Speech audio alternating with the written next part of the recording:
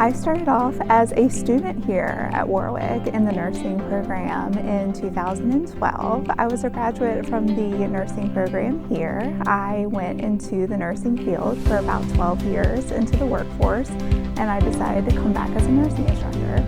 I always try to bring real-world experiences from my career as a nurse into the classroom. I always try to bring real-life experiences into my teaching into the classroom.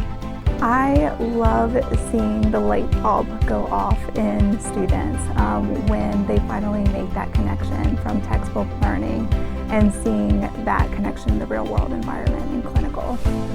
When I came here as a student, it always felt like home. I always felt that the instructors always saw me as an individual. The environment was always so welcoming. And when I came back as a faculty member, I still had that same feeling when I walked in the door. It's always felt so warm, and I always felt seen. And I love to be able to provide that feeling to my students as well.